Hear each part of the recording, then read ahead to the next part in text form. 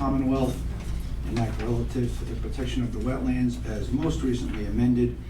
Notice of the time and place of this hearing is published in the Neighborhood News on June 2nd of 2022.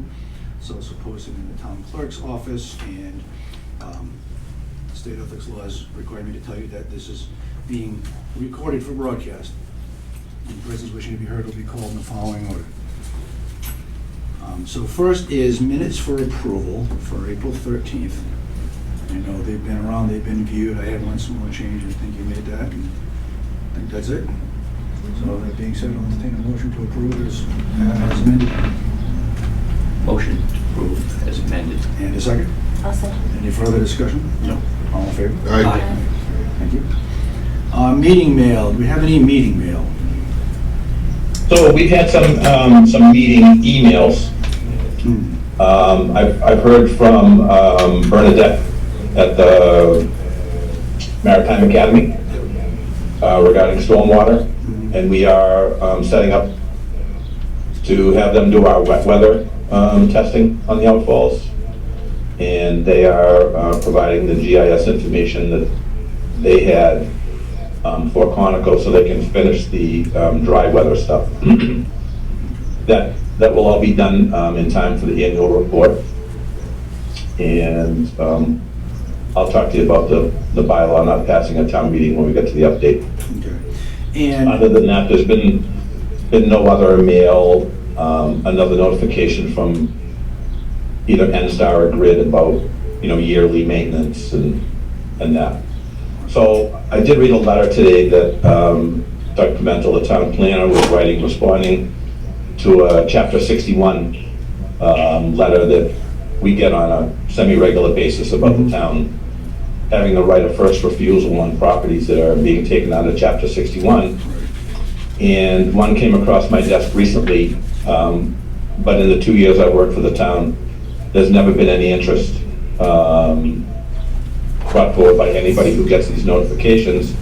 But Doug picked up on the fact that this land that's available, it's 3 or 4 lots, and it abuts the upper reservoir at Lake Street. And he thought that this might make some good conservation land the town could actually own of their own and not, be New Bedford's land.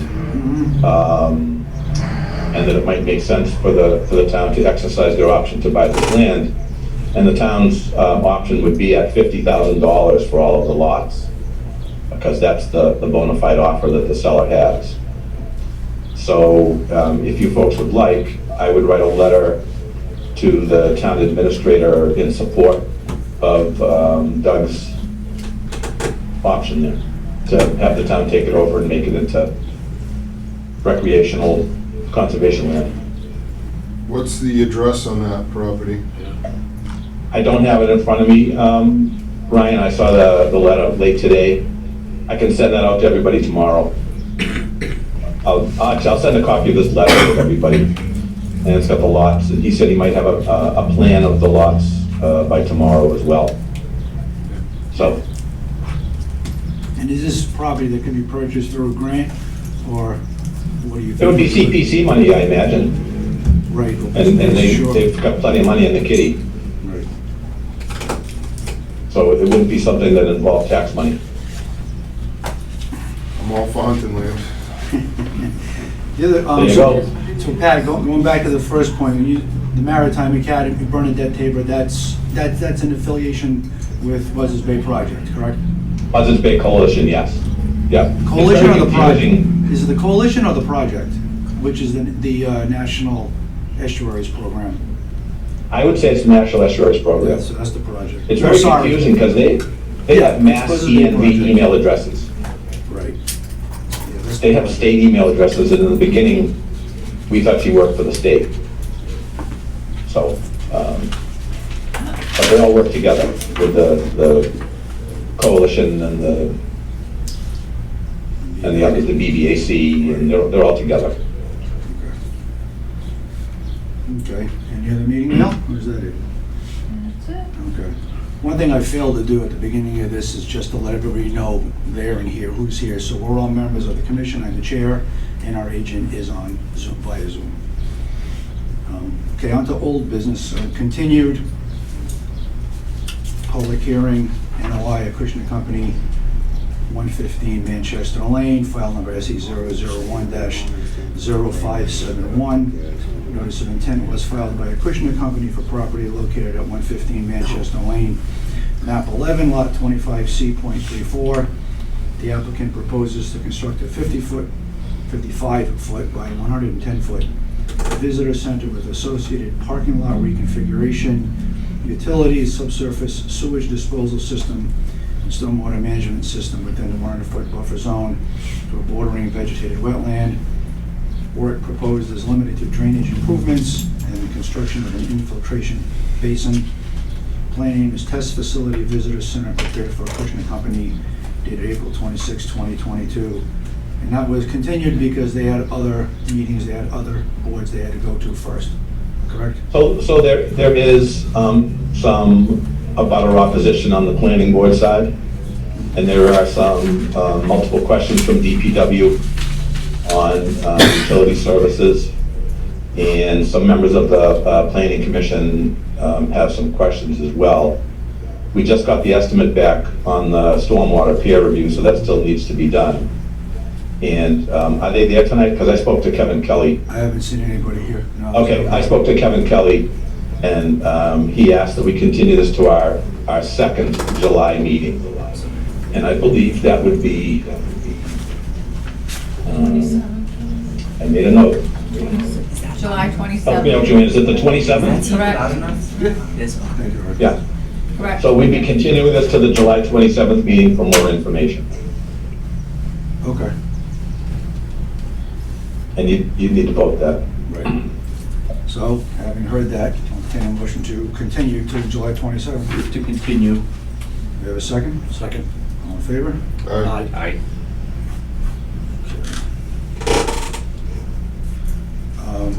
Okay, a couple of stormwater items here, a little business.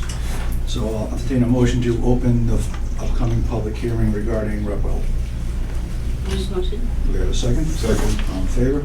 Aye. Okay, Repwell, 734 Main Street. A stormwater permit application has been filed for property located at 734 Main Street. The applicant proposes to install a catch basin, 500 feet of pavement, and 1,327 feet of earth berm. Operation of a business with a Class 3 junk license. The applicant is represented by David Indivignon, local engineer. Plan name is site plan of property located at 734 Main Street, prepared for Repwell Corp. dated April 12 of 2022. And this is a rehearing to correct compliance with open and stormwater rule. Okay, Mr. Indivignon, floor is yours. Thank you, Mr. Chairman. For the record, Dave DeVignan, representing Mark Centerizio. He's with me this evening. Approximately 18 months ago, Mr. Centerizio purchased the shares in the corporation known as Repwell.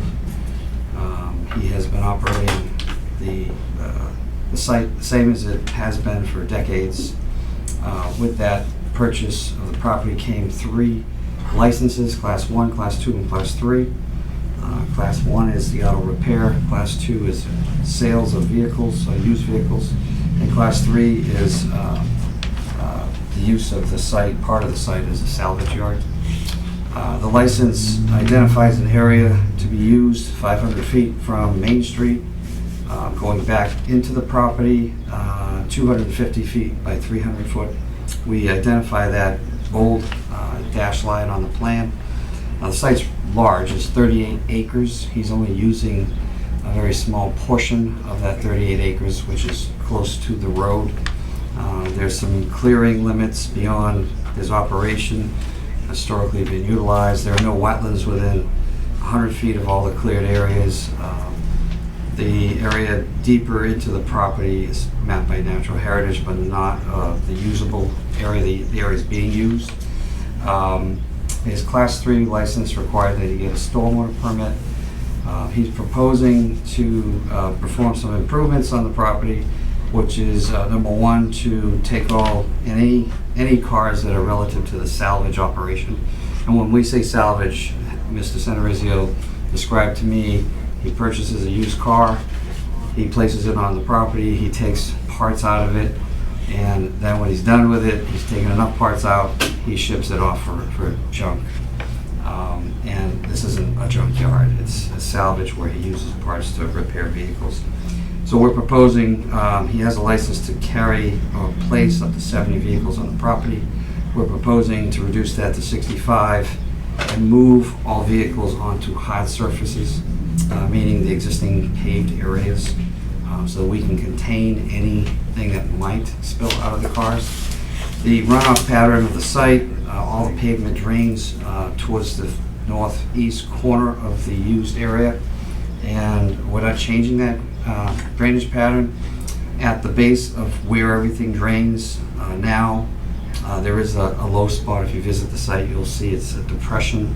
Water enters that little depression and then it filters out through a drainage ditch to the north. We're probably about 120 to 150 feet away from that north property line with the proposed placement of a catch basin. It'll be placed within a gravel area, and that will act as a gas and oil separator for anything that comes off the pavement. Currently, everything just flows into this low spot and then drains off. So we're proposing an alteration of less than 2,000 square feet, to be exact, 1,927 square feet. 500 square feet of that will be pavement so that we can bowl a runoff from a certain distance left and right and get it into that drop inlet catch basin. And then behind the basin, so that we don't have any bypass water, we're going to put some loam, some fill and some loam and seed behind the basin so that we create this spot where everything has to go. It'll funnel through the catch basin, exit an 8-inch pipe, and discharge right where it's going right now. So that's the gist of what's being proposed. We're requesting a waiver on the fee, which was previously approved by the board. Due to a clerical error, we're back here this evening. So we're asking for a waiver on the fee again, and we're asking for your approval of the plan as presented. We usually go to the agent first, so Pat, thoughts, comments? So I'm only the messenger on this part of this. I met with the town administrator Monday morning just to, he wanted to give me some clarity on this. According to the town administrator, and he said to use his name, Mr. Kelly said that the commission does not have the right to waive the fee.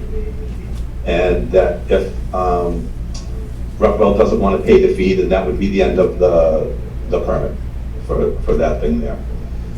And then he said that if they want a waiver from anything else, and the bylaw does say that if you want a waiver, you need to put in writing what the waiver is and why you want the waiver. But he has added one more contingency to that. He wants to know the benefit to the town of giving a waiver. And that's his message. So the reason we're asking for a waiver on the fee is we don't rise to the threshold of the stormwater bylaws, which require 5,000 square feet of alteration. We're less than 2,000, and what Mr. Senarizio is proposing is voluntary. So that's why we're asking for the waiver. We're here for a stormwater permit where we feel we don't have to be here. I'm not sure how he feels about paying the fee, but if the permit was subject to the fee being paid as a condition, well. Mr. Chairman? Yes. If I could, for Mr. Davinion's benefit, after the commission waived the fee at the last meeting, several projects came in asking for a waiver of their fee, and one of them is Deep Brook Estates with, I believe, 47 lots. And he's been calling the town administrator and calling me, and I've redirected him to the town administrator. But that's part of the problem, I think, for the town on waiving the fee without something in writing. We need a piece of paper to put in the file. And I'm not saying that the engineer is wrong. I'm just saying we need to follow the procedure and dot our i's and cross our t's.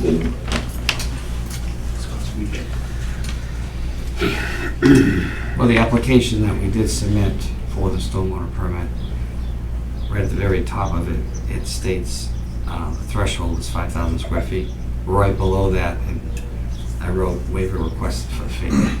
It's not like we didn't request it. I didn't put it in a letter in the letterhead. So, but it sounds like that will have to go to the, not to us, but to the town administrator.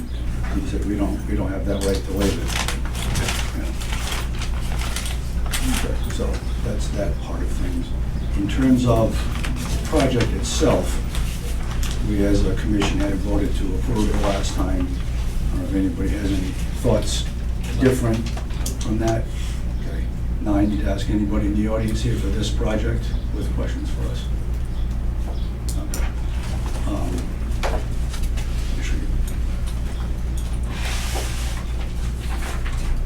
Can I make a suggestion? Please.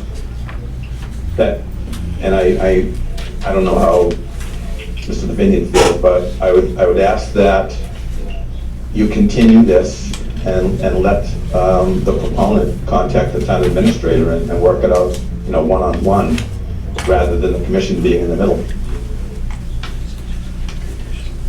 I don't know how you feel about that, Dave. Well, he's talking to Mr. Sanrizio. Okay. Because we're stuck in the middle here. We don't want to put you in the middle as a commission or as the agent. Right. So we would accept a approval tonight, Mhm. subject to the fee being paid, so the permit wouldn't be issued until the fee is paid. Right. Okay.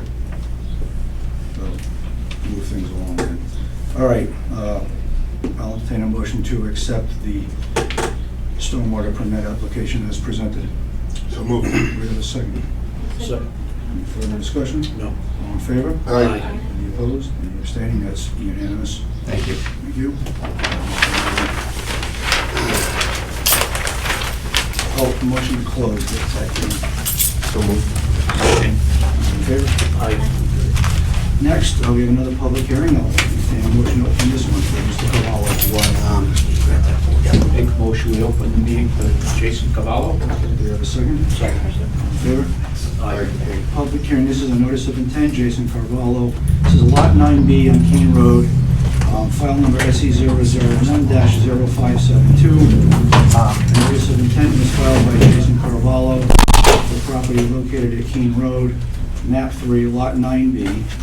The applicant proposes construction of a single-family dwelling with associated septic system, grading, and landscaping within the 100-foot buffer zone or bordering vegetated wetland. The applicant is represented by Niles Zager of Zenith Consulting Engineers, LLC. Plan name is Subsurface Sewage Disposal System, new construction, dated March 17, 2022. Floor is yours. Good evening. For the record, Niles Zager from Zenith Consulting Engineers. We're here before you for the construction of a single-family lot on an existing property located off of Keene Road. So this has got two different aspects to it. I'm going to go through just the construction of the single-family home first, and then I'll go into the other aspect after. So the construction of the single-family home, we're showing the proposed home here with an associated driveway, septic system, and well in the rear of the property with grading. We're wrapping the entire limit of work, down gradient of the work in silt sock to protect the wetlands. All the wetlands are actually located off-site, as well as the perennial stream that's located off-site as well. I believe the green is the 100-foot buffer and the blue is the 200-foot outer riparian zone. So as you can see, the majority of the work is outside of the buffer zone and the riparian zone. The house is almost completely out. The septic system is completely out of all of it. It's really just associated grading. The well is completely outside of it as well. So that kind of sums up the work. The issue or the concern when we went out on site was cleared. And my client was informed by the previous agent that he could go out there and clear it without the understanding that there were resource areas that were going to be impacted. So myself and your agent, Pat Hannon, met out on site with the client, explained the situation, and decided that probably the best route to go, and my client is willing to restore the area within the riparian zone that needs to be repaired by planting trees and vegetation. We've come up with a restoration plan that has been submitted to you. We have, my client is agreeing to do this as part of the condition of the approval, if you see fit. I'd be happy to obviously answer any questions about it, but that's really the gist of it. Once we provide this restoration area, we're under the thresholds for the Rivers Act for under 5,000 square feet, under 40,000 square feet of disturbance. Overall, we're at just over 30,000 square feet of disturbance on the property. And everything will obviously be loamed and seeded, other than the areas that are being restored to its natural state. And I'd be happy to answer any questions that the commission has. Pat, go to you first. That's a very accurate description of what it was, and I just want to point out to the commission that probably a month before we met out there, the applicant, called and turned himself in that there was a problem out there. As I explained to you on the phone, and not many people come forward and say, hey, we made a mistake. I had forgotten that he got some bad information from another agent. When I spoke to Jamie Bissonette Friday afternoon, he reminded me of that. And I think this will be the last one that we'll encounter. The other one was Robinson Road. There's a big lot there that somebody was told it was buildable and it's not. There haven't been any others, so I think that's it. As far as the restoration plan, I would like to be sure that it includes a provision to monitor for invasive species and to remove them. And some type of inspections, either quarterly or, biannually, something along that line, not just once a year, to just keep an eye on it. Other than that, I give them credit for letting us know there was a problem, and I think the project's a good project. Mr. Zager, talk a little bit about the plantings that you're going to put in that restoration area, please. Yes, sir, of course.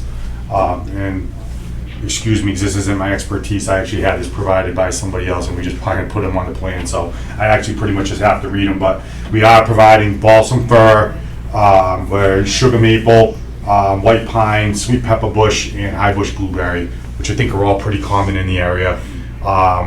And obviously the other thing I would request, and maybe make a condition of the approval if possible, is that make that subject to whatever's available at the nursery at the time, because especially now with the way inventory is and what have you, I suspect the majority of it will be. However, we'd like to be able to have, and obviously we would reach out to Pat on it if there were, or anybody, members of the commission, if there were going to be a change. However, we just don't want to be stuck with just those and we can't get them, or it's impossible to get, and then we're stuck not being. I think it makes more sense to be able to have an alternative in place and be able to actually fix it instead of leaving it not fixed and waiting to get the vegetation that we're presenting. So I would just request to the commission that be in a condition of the approval if possible. All right, I'm okay with that. I would say provide a list of alternatives to the agent, though. Of course. Whoever's done that original design for you. Yes, sir. That list provided. Yeah, I was a little surprised to see sugar maple on there, only because this is pretty much the southern edge of their range, and with things warming the way they are, that range may start moving northward a little bit. So, anybody with questions? Yeah, I've got a question. The restoration area, is that portion that abuts Keene Road, is that it right there? See this area? Oh, That's right kind of that whole area right there. And that to the left is a septic system, I'm assuming? That is correct, yes, sir. Okay. So basically what happened was this was all cleared, and this is the area that we needed to restore. Oh, okay. Yes, sir. Good question. Thank you. I'll ask Mr. Carvalho first if you wanted to add anything No, thank to you. the presentation. Anybody else here, questions or comments from Mr. Zager? Mr. Springer? Yes. Yeah, and just for the record, would you identify Yep, yourself? my name's Andrew Springer, I'm a neighboring abutter. You spoke about wetlands, all those wetlands are on my property. I'm not here to oppose what's going on, I'm looking forward to him to be a neighbor, but I am concerned with the runoff. I'm not interested in having my wetlands be expanded in the event that someday if I want to build a house there, I don't want to be prohibited because all of his runoff has gone there. I appreciate the you know, the plantings that are gonna be there, but I think they need to go further up the property. When you look at the slope of the property, there's a swale that's gonna be going right down to a pond that's on my property, a little further to the back of his property. So where his house is, I think his planting needs to go further back. His whole property slopes to my property in a significant way. If you go out there and walk at it, I mean, look at it. When the forest was there, you know, nothing ran onto my property. When it's lawn, that's gonna be a different story. And I just, you know, I would have appreciated if it was a little bit more plantings further along, just to make sure that the water runoff isn't going onto my property. Mr. Chairman? Yep, go ahead, Pat. I was gonna make a suggestion that maybe we submit the restoration plan to Beals and Thomas for a quick look at that, just to make sure of the species, and as far as your comment to the sugar maple. And I'd like to be sure that we don't pass on planting some more important species just because they're not available, you know, this season.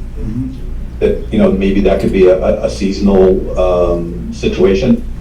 I think it's more important that we get the right vegetation than, you know, just put something in the ground.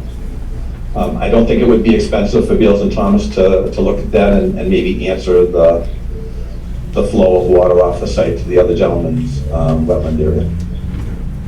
Mr. Zager, you were going to respond to. So it's a good question. I mean, we can add a little bit of a strip here, but we do need to grade the property down. It's all going that way as it is. I agree that when it's grassed, it will, it will increase. However, if we could potentially add a strip of vegetation here along the side of the house, maybe 5 or 10 feet wide.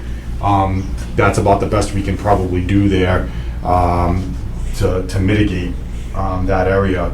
And then we could also, to mitigate it as well, as we could add roof drains, for recharge. That would be, maybe instead of sending it off to Beals and Thomas, we would be willing to add roof drains instead to mitigate it, and then that would be a significant decrease, recharging that roof. And where do you think, so they would all feed into one below ground area, where do you think that might go? There would actually be multiple. There would be one in the front here, and then there'd be one in the rear here to capture both gutter drains. But that would decrease the majority of the stormwater and the concerns from the abutter. The roof is only a small portion of that whole property.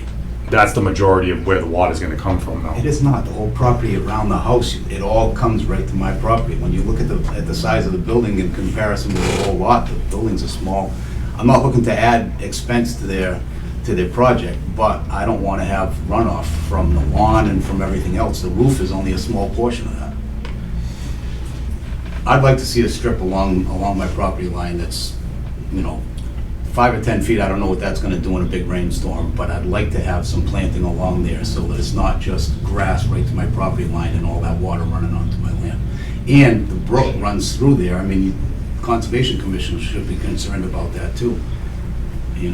But I'm not looking to add expense, but I just wanna have some assurance that the water's not gonna run onto my property. Mr. Springer, I will add, though, that the idea of roof drains is good because that's the one guaranteed impervious surface is the roof of that house.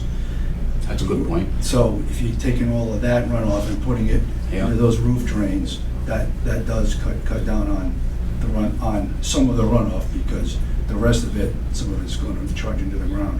That's a good point. And there is a stone wall there as well. I know it will break through the stone wall, but there is a stone wall there. I'm sorry? There's no stone wall there. Our property line does not have, the stone wall's up at the street. It's up at the street, it's not on I the thought that was a property stone line. wall along the right side where the trail was. I couldn't even see. Stone wall's up at the street, it's not on the side of the property. The property's been in my family prior to him buying it for a couple 100 years, so I know the property well. I grew up across the street from it. Any other thoughts, comments, questions? Yeah, my only comment is that the current regulation for stormwater requires you to not let any extra stormwater off your property, based on the construction, not to eliminate all stormwater from coming off. And I think that even the abutter mentioned that, stormwater goes his way anyways. he only has to make sure that he doesn't increase the amount to be in compliance. Helping out a neighbor and doing a little bit extra would certainly be good here, but there is no prohibition on that stormwater that's currently going off the site to keep on going off the site. Right, just can't add. Correct. It's like that for everyone. We understand that. Yeah. Yeah. So I like the idea of roof drains and the little strip there alongside. I think both of those would help. I don't know if anybody has thoughts, questions, comments. Anybody else here for this? Questions? Okay. So, Can I ask that we approve the restoration plan separately? So that I have time to vet that a little bit? no, all right. Sure.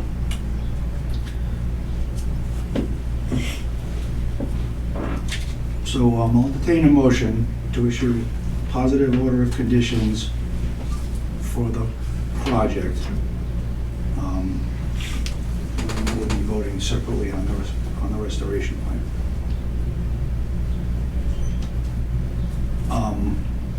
As part of that positive order of conditions, the house itself will have roof drains. Okay. And a few other, if I could. Okay? I'd just like to make sure there's no stockpiling in the buffer zone, no storage of equipment in the buffer zone, no refueling in the buffer zone, no portable toilets in the buffer zone, but that there be a portable toilet on the job, and some type of rubbish container with a cover for debris. You know, no stockpiling of any of that stuff on the ground. No concrete washout on the ground from the foundation. Has to be properly disposed of. And approve the restoration plan at another meeting. And 2 weeks' notice before he starts work for the erosion control inspection and a tailgate meeting with his contractor.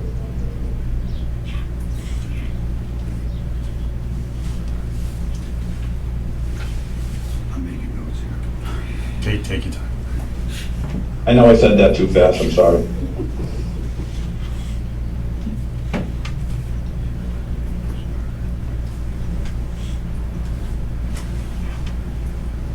So we have conditions of, so trash containers will be covered, no refueling, this is all in the buffer, so the covered trash is not, all this not in the buffer zone. Covered trash, Right. no vehicle storage, no refueling, no concrete washout on site, No toilet.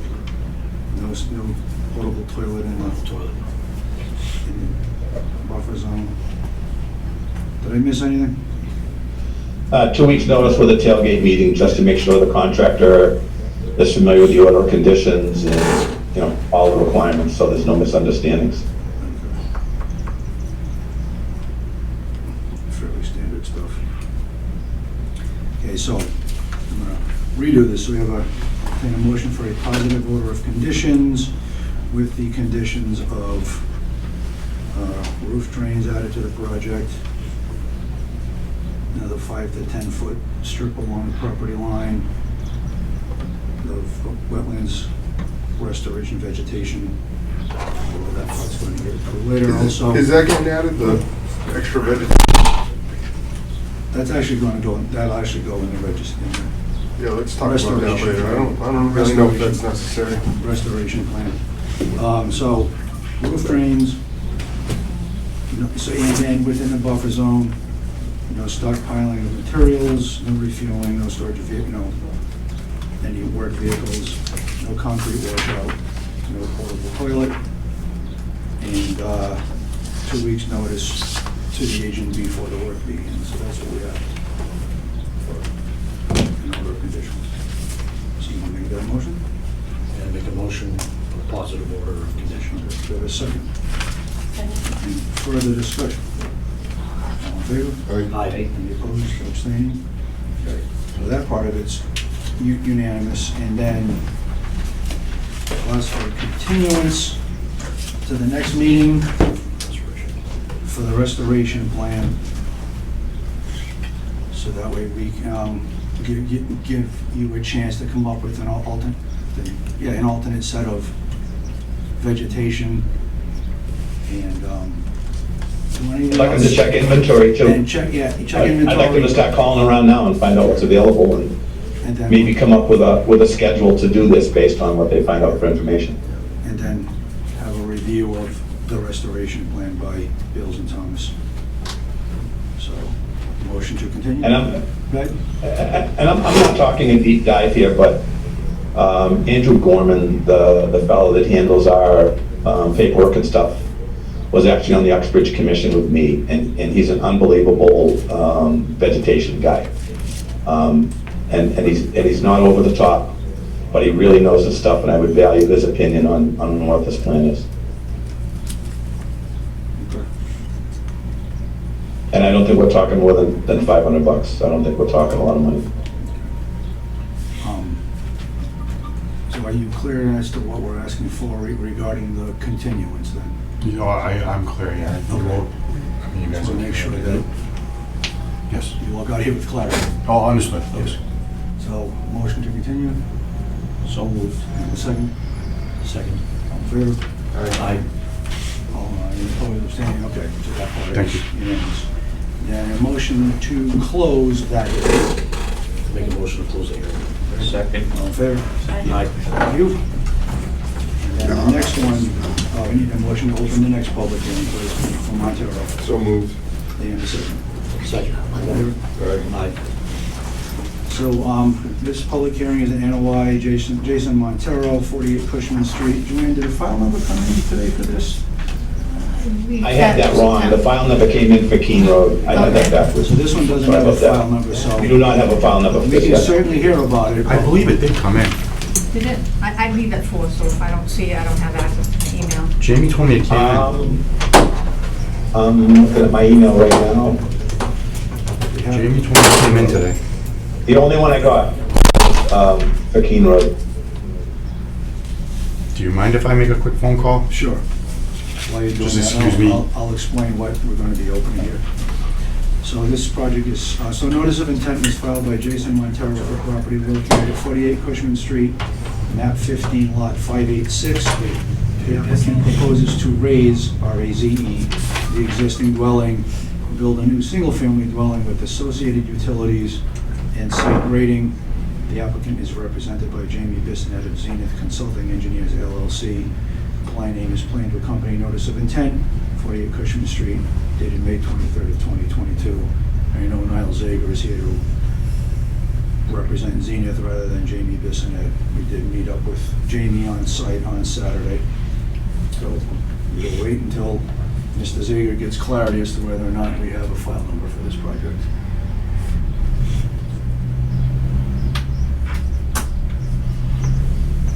So if you have your phones and you want to check emails or whatever, go for it.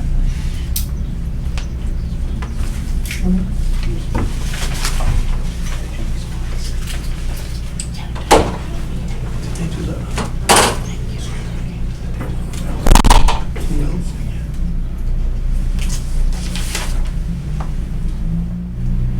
Hey Eric, I know that area is bad for broadcast. You're gonna be able to edit this out later? He's on his email. Right, it's on his email. Yeah.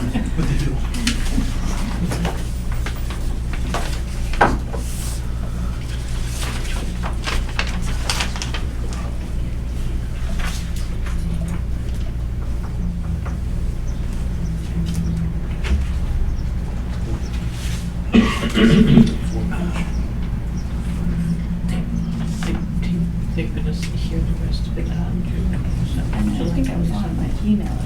Or getting seen come through. Okay. Well, got that clarity, and we can carry on with this presentation because the presenters and stuff outside.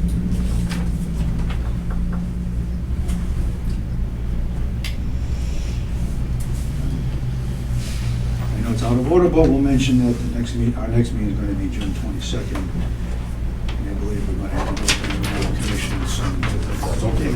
Okay, so they're gonna hear it, but obviously not to do anything with it. Right, thanks. Okay, bye. So I stand, Jamie had mentioned to me before I left that he thought they had it, but I guess he was mistaken, so I apologize. So we can certainly hear your presentation, we just won't be able to vote on it. Understood, understood, absolutely. So we're proposing, I know that you met out on site on Saturday with Jamie. Currently, there's an existing trailer there that's we're looking to raise and construct a new single-family home off of Cushman Street. We're proposing, we have town water and town sewer here. So there's very limited work that is associated with this. The BVW wraps here and all the way around the back. And then there's also an isolated wetland also at the end of Cushman that's not improved at all. The remainder of the outbuildings and the garage, driveway, are all going to stay in place. So that's why the limit of work is where it is. Obviously, everything within that limit of work will be graded and stabilized prior to the commencement of construction. We are proposing a more shallow building as far as foundation-wise to minimize grading, as well as to be able to utilize the existing garage that he has here. We have to build a wall as it is to be able to access it, because we can't grade this down. So this is already limited as far as the grading and limited work that we're proposing. That's really about it. I think a lot of the work has already, a lot of the yard has already been established that you've seen on site. Like I said, most of those outbuildings that were there are gonna be left there and not touched at all. And anything that is disturbed will be stabilized and left as is. Everything else will be left as is. And we have a separate, I'm not gonna bore you with the details, but literally there's a whole other separate sheet of details that are required for the construction. And that's also been provided to you as well. It's mainly more for the contractor, but those were provided to you as well. The only ones that are important are the silt sock, as well as the dewatering basin. Dewatering basin in case there's water encountered during construction, we have somewhere to outlet to. Besides that, we'd be happy to answer any questions that the commission has. And you said Saturday while we were there at the site visit that it's going to be connecting to sewer via James Street, is that right? That is correct, sir. Yeah, it's a force main as is. It's going to be E1 pump proposed with a force main too. That's correct. Mr. Hanna, any questions? Nope, I don't have anything special, just the, usual no stockpiling and fueling and all of that stuff. Anybody on the commission with questions? Mr. Zager? Anybody in the audience, questions, thoughts? I have one quick question. Yeah, but for the record, because she's going to do minutes later, could you tell us who you are? I'm please? sorry? Tell us who you are, please, and Oh, where you Jerry live. Young, I own 47 James Street, Okay, thank which you. abuts this property.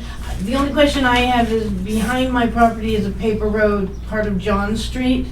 They're not going to be encroaching onto that area because I believe there's wetlands in that area, correct? That is correct. We will A not small be brook touching that any of runs that. down between my property and 40-something James Street, and it goes to the back there. No, I mean, they're being limited. They're being limited as to what they can do. They're being limited as to what they can do because of all the wetlands there anyway. And they're so. leaving that old garage or whatever it is, because it does look like it's not in the best repair, but they're building a new house in the front. They're not thinking of taking that down as well? Yeah, no, that's staying as is. We own that property. And for the record, please. That's my property, yes. I'm just asking Yeah, the questions. garage, I can't afford to rip it all down at once. so We're thinking maybe in the future, The a garage year will or be two updated at some point possibly. in the same location. And for the I record, was just asking. could we have your names, please? Jason Montero? Okay, And Heather Dixon. thank you. Just asking. Hi. Hi. Okay. And I was told everything was in place for tonight. I have all the emails, I don't know what's the matter with Jamie, I was told we're all set. So what it is the state has to issue a file number, and they don't always get it back in time, unfortunately. It's on them to provide it to us.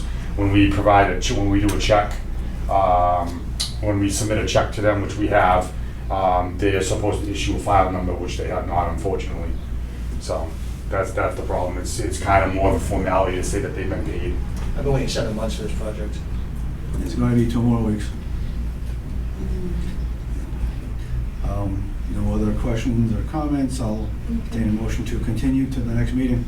And obviously, we don't need to attend. If the file number's here, then I would assume the commission has answered, have I answered all questions, and, or would you require me to be here? Now, you've answered our questions, we have plans on file, correct? Well, yeah.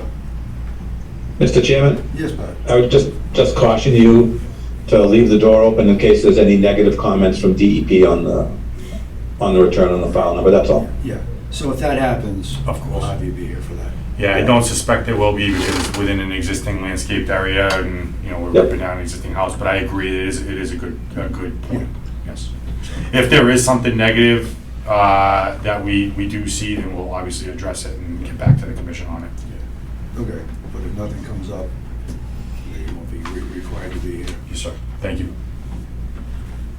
Mr. Montero may want to be here just to actually see it happen. I will be here. All right, so I'll entertain a motion to continue. So moved. Second? Second. All right, all in favor? Aye. Okay. Thank you very Until our much. next meeting. Thank you for your time. 22nd. 22nd. So we can't close that because on to the discussion agenda. Just a second, down 2 Tilly Way, Aaron Carvalho, and his violation. Anything on this one? Pat, you're muted. Thank you. Nothing has changed until we get on the property, or we just go to the power lines and look in from the power line. I don't know whether, all of that disturbance was approved, and, we heard that version of why it is the way it is. But all the records I see show that there was a substantial wetland there, and now there isn't.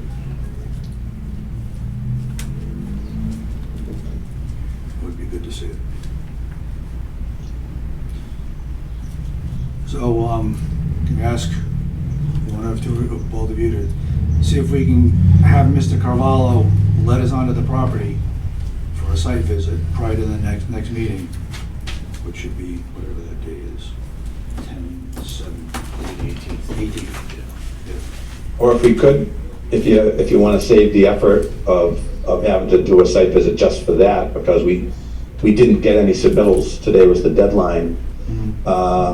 Maybe Everett could meet me during the day, and we could take a ride over there, and we could look at it, and he could report back to the commission along with me. And I think Everett was there for the original approvals and saw all of those things that I haven't seen. So I may have been, but I don't remember. I have some prevision for you. But it's not a problem if you want to do that. And let me know when. Other than that, if you want to have whoever wants to go from the whole commission go on a Saturday, we could do that. But if you're gonna do that during the week, let me know when it's gonna happen. If I can get out of work for a while to take a look, I'll do it. Okay. Schedule's a little flexible. Anybody else thoughts on Tilly Way then? Okay. 22 Borough Avenue, Christopher Holliday, RDA, DOA on file. Mr. Holliday informed the office he's working out there and had a large trees, debris fall down with the windstorm. Any updates on this? So I haven't spoken to him, only Joanne has, and I have not gone out to this site. Did this one have knotweed on it too? Yeah, that's the one, yeah. That's the one, yeah. I think Ryan said, did you had a chance to go by Ryan? No, I haven't done mine. He did call the office though and, said he had that big windstorm, everything happened, he was out there, and that the neighbor was just wondering if he was in the correct area, had a filing and all that, so I assured her that he did. And we Okay. haven't heard anything back anymore. All right. I'll go by tomorrow and look at that. I'll send everybody an email. Thank you. Okay, next one, stormwater violation 98 Robinson Road. Sarah Marcos trustee, violation in rear of property, the view from 86 Robinson Road. Last I heard from you, Pat, they'd actually restored that work? Yeah, so I went out there last week. I was on Robinson Road anyway, so I pulled in there.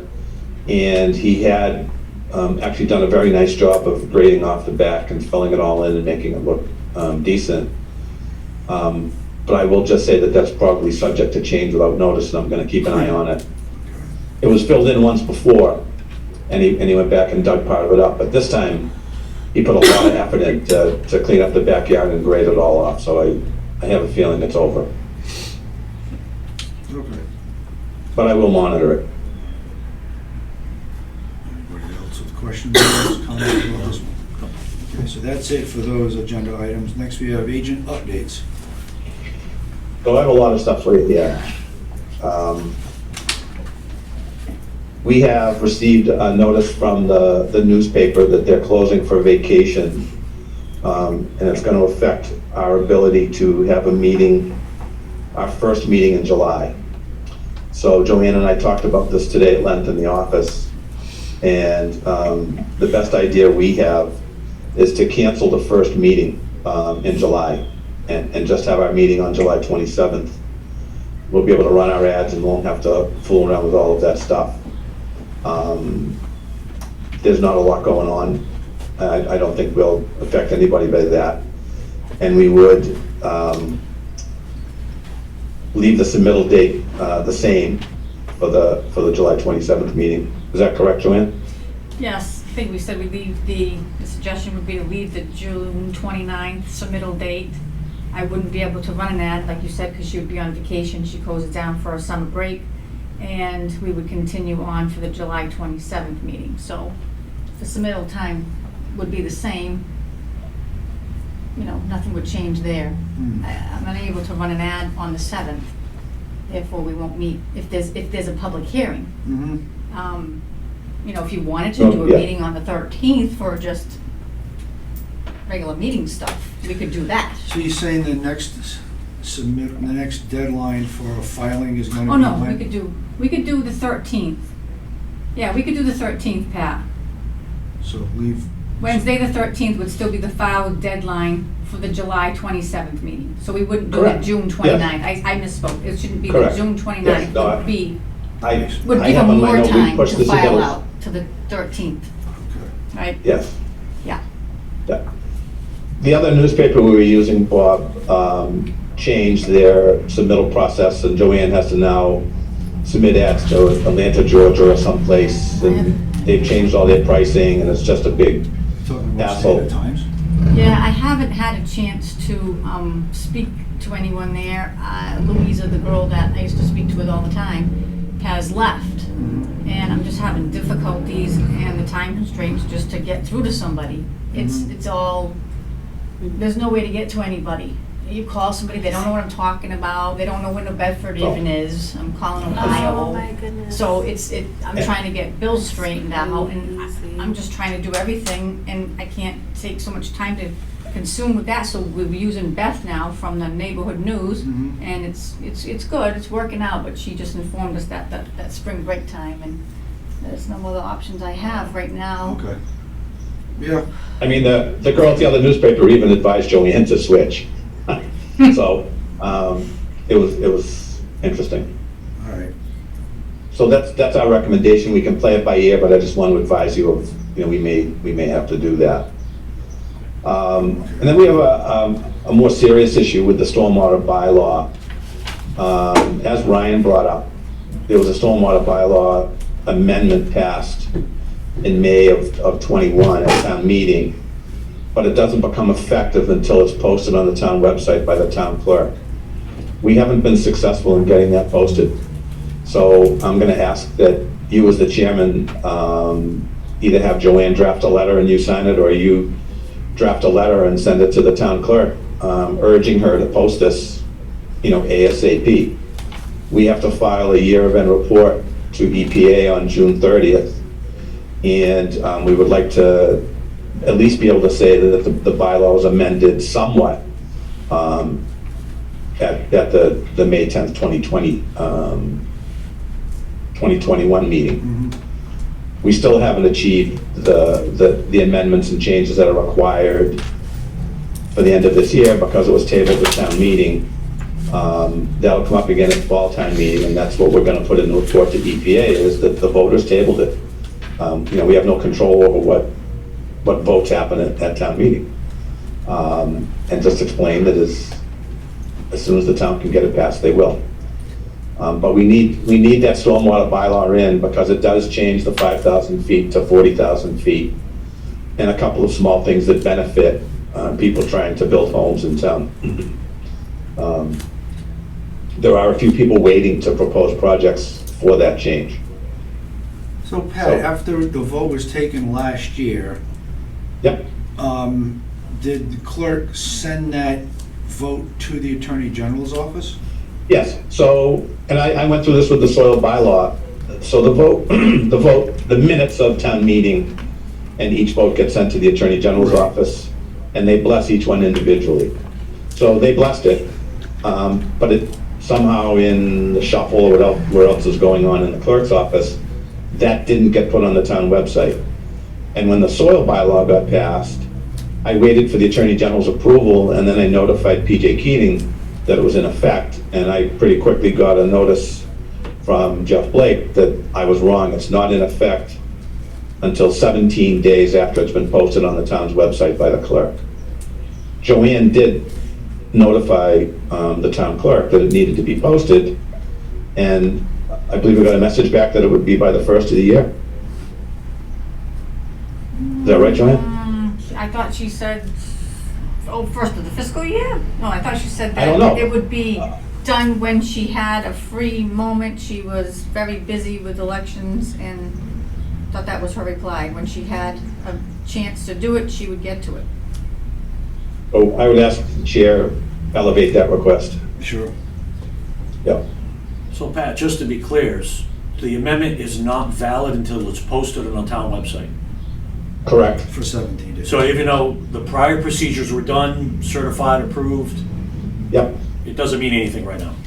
Doesn't mean anything until it's been posted. I couldn't believe it myself, but I stepped in it on the soil bylaw, and that's when I got advised that 17 days after being posted on the town website, it's in effect. So, Okay.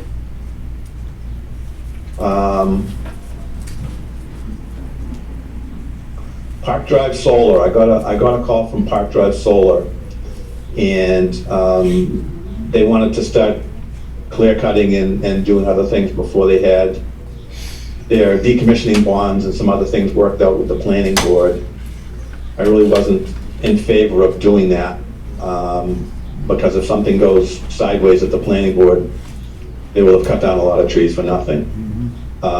But I did talk to the engineer, and I told him that I wanted to have a pre-construction meeting, and to bring his contractor, and to bring his stormwater pollution prevention plan, and his work schedule, and all of that, so that we could make sure that everything was done the way it was approved, that his contractor was aware of the notice of intent and conditions and all of those other things.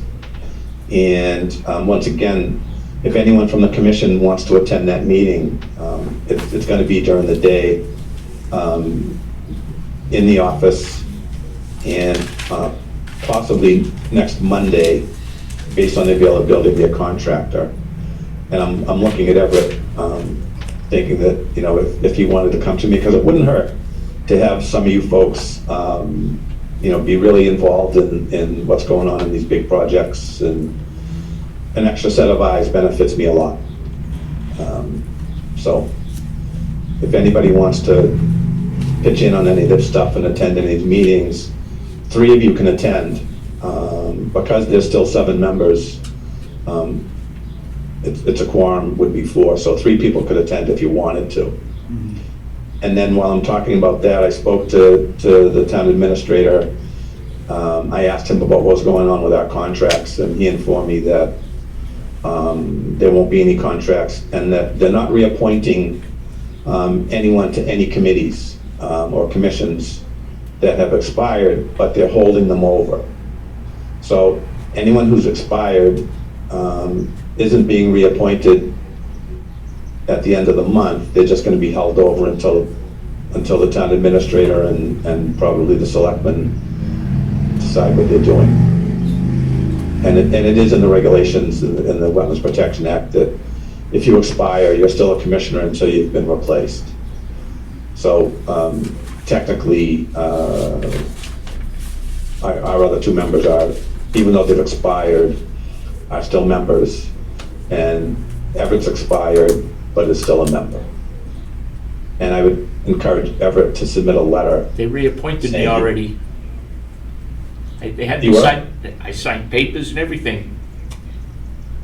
Okay, well, then see, the left hand doesn't know what the right hand's doing because no Apparently. one's being appointed. Well, good, I'm glad you did. You know, you got Had her to in do and you did it. the ethics test and all that other stuff again. Okay, Yeah, same here. well, Monday morning at 10 a.m., I was told that no one was being reappointed to any of the boards and commissions and everyone was gonna be a holdover. So, Interesting. yep.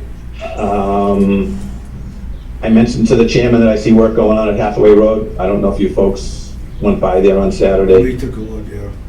Yeah, I have not been notified, didn't get called in to inspect any erosion controls or anything like that. And I'm gonna go by there and try and get a hold of them and we can talk about this at the next meeting and see what you wanna do. I went to Keating for an inspection last week when I got back from being out for COVID, because I hadn't been there in a while. And it actually looked pretty good back there at the silt piles. There hasn't been any more erosion into the wetlands or even up to the silt fence, but there is a ton of stormwater coming up that hill. And I asked Rob Robinson if Keating could do something to put a check dam or some straw bales or something at the top of that pile to stop that water from roaring down there, because it's going into another part of the wetland. They've put a berm in and directed it away from the silt fence, and he's under the impression that we won't let him do anything, and I told him that's not what the commission's stance is. So I'd like to send him an email asking him if they can make any improvements to the top and see what goes on, and if he won't, we'll make a site visit and you guys can check it out.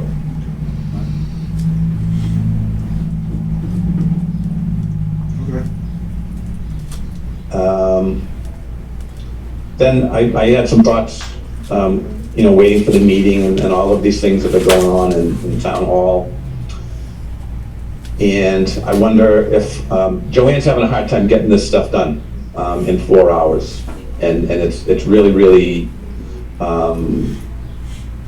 taking its toll, especially with the addition of stormwater. And stormwater has turned out to be a very long, very complicated process, because these submittals are so complicated and the stormwater calculations, need to be done by the engineers, and there's always pushback, and it's added a lot of work to Joanne there as well. And I wonder what the commission thinks, and this is just a think about it, about eliminating one of our meetings per month and having one meeting a month like the Board of Health and Planning Board do. And that gives Joanne time to work on all of these things. We spend a lot of time getting ready for these meetings. It probably takes up, 2 or 2.5 of her days. And one day of me working with her and pulling documents together and getting all that ready, just to have a 1-hour meeting or to have a 45-minute meeting. And if we had one meeting a month and had our submittals at the middle of the month, we'd have 2 weeks to do everything before the meeting. We'd have 2 weeks to do site visits. We'd have 2 weeks to make recommendations. We'd have 2 weeks to have other people look at documents and make sure things are complete. And I think that we would actually save time and resources by meeting once a week, or once a month, and putting the effort into that one meeting. It doesn't seem to be holding anybody up at the Planning Board or Board of Health to wait for monthly meetings.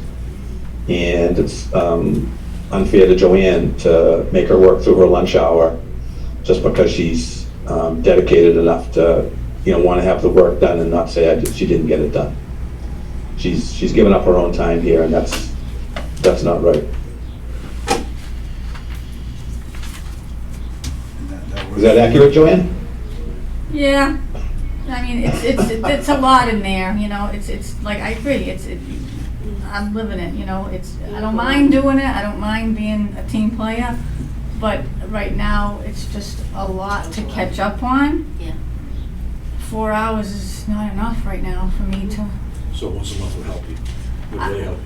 I believe so. I think that we'd have maybe some longer meetings here, but the workload of me doing everything for the that would 2-week help. notices would Yeah, be minimized. It's a thought. I agree. And the other side No. is, you know, the commission did vote for Joanne to transfer out of the Board of Health and to make those changes. I believe that those adjustments were made in the budget, but we never got any confirmation from the town administrator. And I would again ask that the chairman, you know, contact the town administrator and say, look, you know, either she comes over full-time and we meet twice a month, or we're gonna have to meet once a month and she can, you know, continue on the way she's going. But trying to compress all of this stuff into 2 meetings is a task.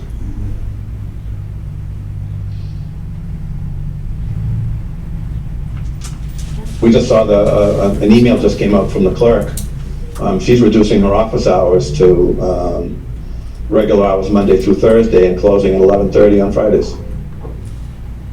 Because there's no overtime available and no extra money, and people are starting to make their own adjustments. And, you know, it's at the commission's pleasure as to when you meet. So if they can't accommodate giving us the staffing we need to do the job right, then it would make sense to reduce the schedule and have the time to do the job right.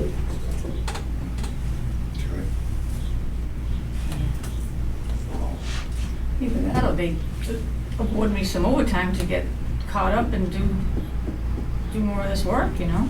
Like you're saying, it's taking a lot more time to do and process everything. Spreadsheets, there's more spreadsheets, there's more contact stuff. But I overtime don't still wanna get- involves more work. Yeah, the only thing overtime is gonna help is the minutes. It's catching That's up the only thing on- overtime is gonna yeah. help, Joanne. Yeah. It's not gonna, No, it's not gonna, yeah, for me, you know how I am, Pat. I like to have pretty much everything done. Yes. Like I said, I stay here during my lunch No, to I- accomplish things that gotta get done so these commission members can do their jobs too. And, I've witnessed your stress level going up. yeah, it's, Yeah. But the point I'm trying to make, Joanne, is you still have to leave the conservation office at 1 o'clock.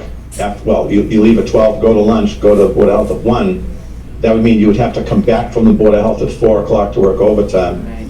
And you've already shifted gears in your mind, and it takes time to get back into to doing these things, and it's just a waste of resource and your time. Having 2 weeks to do everything makes sense, or being full-time in the conservation office makes sense. It's one or the other is gonna make your day less stressful and make the information we give to the commission that much better. So knowing that, well, we've got a meeting coming up later this month, and Yep. we know we're only gonna have one in July anyway, based on the Right. filing date issued with the newspaper. It'll give me time to write to the town administrator and have him tell us what they're gonna do for this next Yeah. fiscal year. That they're gonna make her full-time in conservation, or, yeah, we'll switch. I'll propose that we switch to one meeting a month. Yeah, and I think one of the important points is it's not just conservation anymore, it's conservation stormwater. Right. And the stormwater has turned out to be a heavier lift than the conservation. So- Anybody else have thoughts on this? I think it makes sense that we move to one meeting a month if everybody else, all the other boards are doing it that way. It's just, how do we wedge it in? Do we go after planning board has their meeting, or do we have our meeting before theirs? You know, which way makes the most sense to run the meetings in town? Yep. Now, I'm not sure. Now, are you asking that in relation to how some of the projects come before the boards? Right. Yeah, like this Acushnet company project would be pushed back in 8 months if we keep bouncing things back and forth between. I don't know how I feel about it. I feel bad for Joanne, obviously. Actually, a Acushnet company's got a pretty long schedule anyways, Ryan. Yeah, just an example, but I mean, then there's Yeah. things with Keating, you know, all right, we got this, and then we gotta go to soil, wait for soil, what they say, and it's constantly Everything's pending That's fine. somebody else's, Yep. it's just. But we also, as a commission, you know, you have the right to schedule a meeting anytime you want. So if the occasion arises that you need to have a second meeting, you know, during the month, you post a meeting. Right. It's just for, The hard part is the public hearing part, the ads, the work that it takes to do the site visits, to get to the engineers, to let you gentlemen know and ladies know what's happening. That's where the time constraint, a lot of it works out. Regular meetings, I don't have to run an ad, I don't have to worry about Right. getting it to the publisher, proofing it by, 12 o'clock, and then I'm in the other department, and I haven't heard back from the person. It's a different process now, and it's very cumbersome, Like Pat said, meetings are fine, want to hold a meeting without the public hearing part. The public hearing part would be posted here, get the notifications and get the deadlines, dates, we can have all that. And then if you need to have a regular meeting, that's fine. If something arises, like Ryan's saying with PJ Keating, they need to come and discuss something, Okay. the struggle is with that, with the stormwater, with the permitting, with the correspondence, sitting with Pat, understanding it all, getting it all done. I think I'd like to propose that for now we continue with our next meeting for this month. We're only gonna have one in July, and then between now and that meeting in July, make a definite decision. Because you'll have information back from the town, hopefully. that's a But good idea. I really think there's no problem having once a month meetings unless all of a sudden, like, banks are giving money away so people can build houses. And that's not gonna happen. Okay. Can't even afford gas to go look at the land. That's true. Okay. That's all I have. Pat, as far as that solar field thing, if you let me know for will. sure that it's happening, I can Yep. come over. Unless I have some kind of foolish doctor's meeting. Yep, it just would be good to have some other commissioners know what's going on with these jobs, and if you're driving by and you see something, you know that you shouldn't be seeing what you see, or Right. it would just be helpful. Yeah, I don't mind going. Anybody else with thoughts about Everett's suggestion / proposal? No, I agree with everyone. Good. All right. That works. Anybody else with business for the commission? Motion to adjourn? Thank you, Ryan. Do we have a second? Second. All in favor? Aye. Meeting adjourned at